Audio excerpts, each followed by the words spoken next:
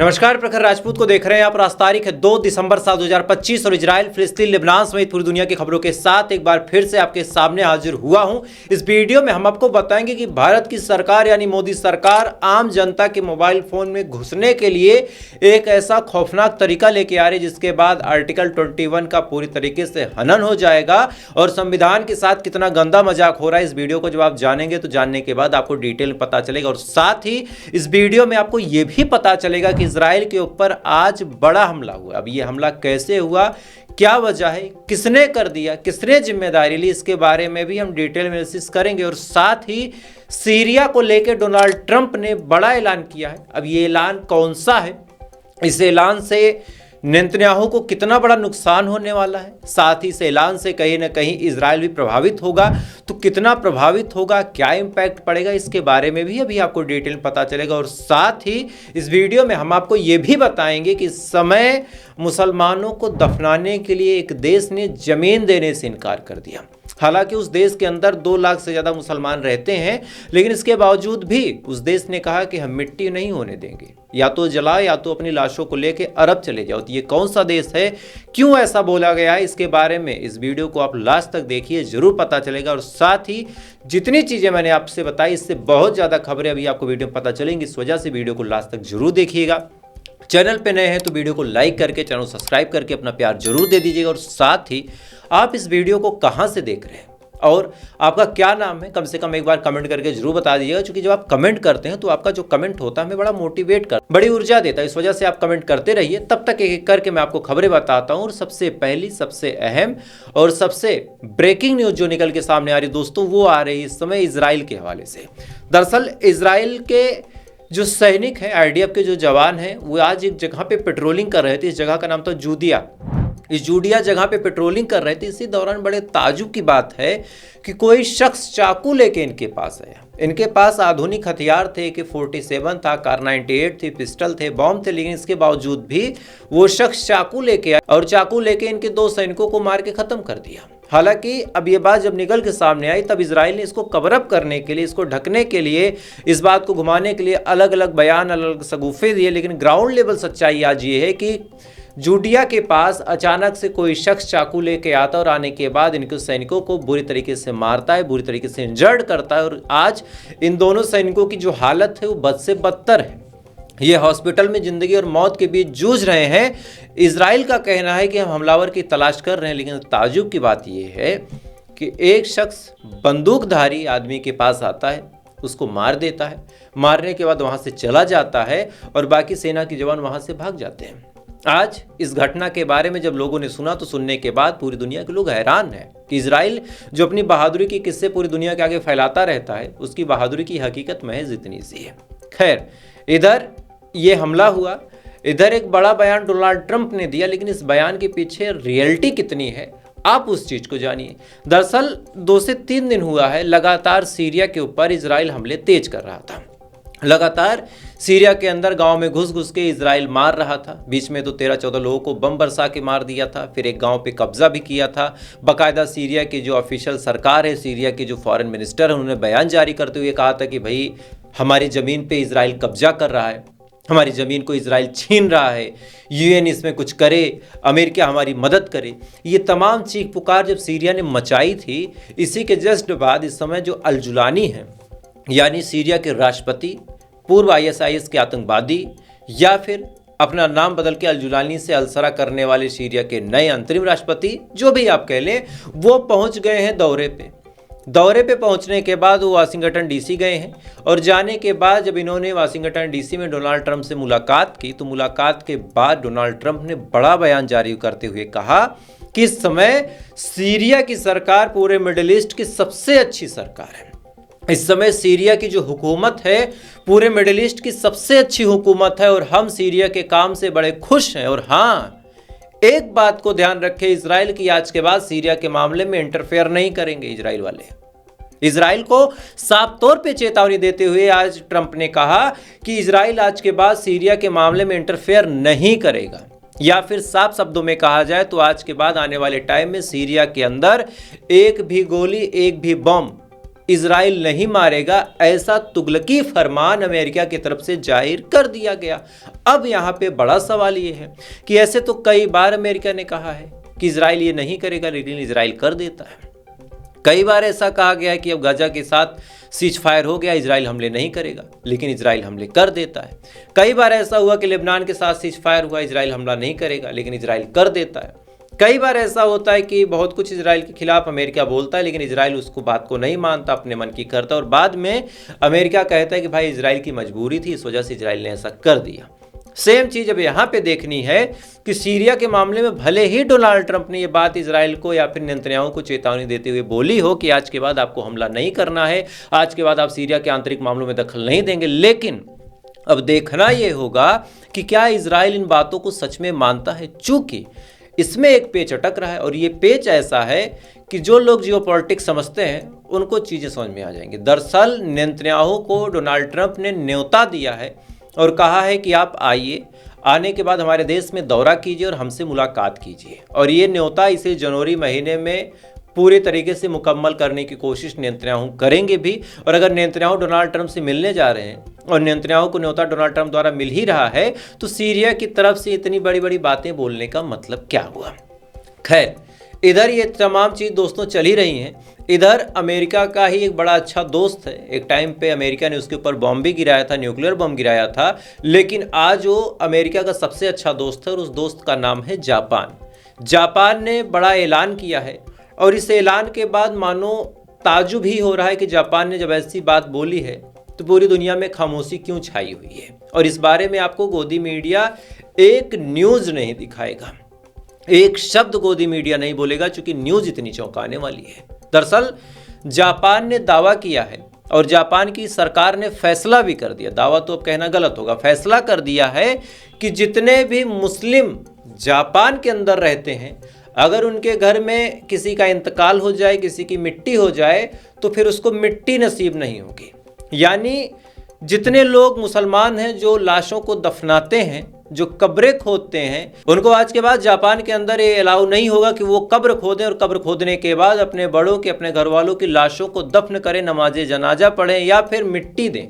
यानी साफ तौर पे जापान के अंदर मिट्टी देने से मना कर दिया गया, वर्जित कर दिया गया। वहाँ पे कानून बना दिया गया कि अगर आपको लाशों को ठिकाने लगाना है या फिर अंतिम संस्कार करना है, तो आपको केवल एक ही ऑप्शन दिया जाएगा, और वो है जलाने का। अब ये चीज़ हिंदुओं के लिए बोली गई होती तो उनके लिए तो ठीक था, लेकिन जापान के अंदर 2 लाख से ज़्यादा मुसलमान रहते हैं, और अब जापान के इन 2 लाख से ज़्यादा मुसलमानों को ये इजाज़त नहीं होगी कि ये आखिरी मरने के बाद अपनी आखिरत के लिए मिट्टी पा सकें। तो कहीं ना कहीं ये फैसला बड़ा अजीब व गरीब है, लेकिन पूरी दुनिया में किसी भी मुस्लिम देश ने इसका विरोध नहीं किया, और क्यों नहीं किया वो आप जान लीजिए। दरअसल जापान की हिफाजत का जिम्मा उठा रखा है अमेरिका ने, और अमेरिका के इशारों पे ही अरब कंट्रीज नाचते हैं। वरना आप सोच के देखिए कि इस्लाम की जड़ों को हिलाने वाला ये फरमान जारी किया गया जापान द्वारा। क्या पूरी दुनिया के मुस्लिम देशों ने जापान का बाइकआउट किया? क्या पूरी दुनिया के मुसलमानों ने ये कहा कि ये फैसला गलत है?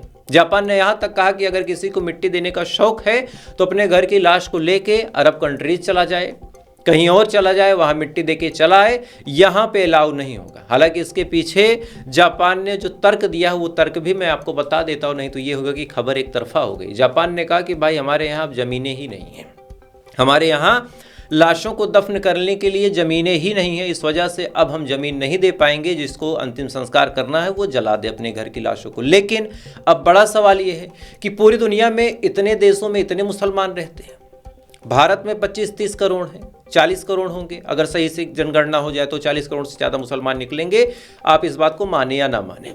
और बड़े देश हैं, इंडोनेशिया हो गया, पाकिस्तान हो गया, बांग्लादेश हो गया, गाज़ा का आप एग्जाम्पल ले लीजिए, लेबनान का एग्जाम्पल आप ले लीजिए।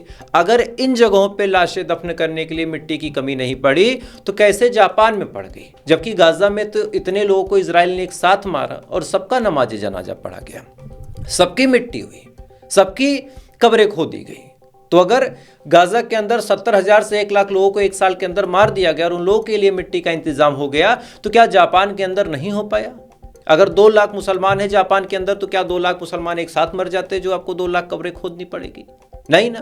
कभी 100, कभी 50, वो भी उतने बड़े जापान में। लेकिन जापान की सरकार ने जब ये फरमान जारी किया तो किसी माई के लाल ने, किसी भी सूरमा देश ने इसका विरोध नहीं किया। और यहीं से पता चलता है कि अरबों के अंदर चाटने की जो कला आ गई है, इस कला ने पूरे इस्लाम को, इस्लामी धड़ा को, इस्लामी सल्तनत को खतरे में लाके रख दिया है। और अगर इनका ऐसा ही सहूर रहा तो आने वाले टाइम में कोई भी ये गर्व से नहीं बोल पाएगा। और जब भारत और पाकिस्तान वाले बोलेंगे तब लोग इनका मजाक उड़ाएंगे कि भाई ओरिजिनल वाले तो ये बात मान रहे, तुम तो कन्वर्टेड हो।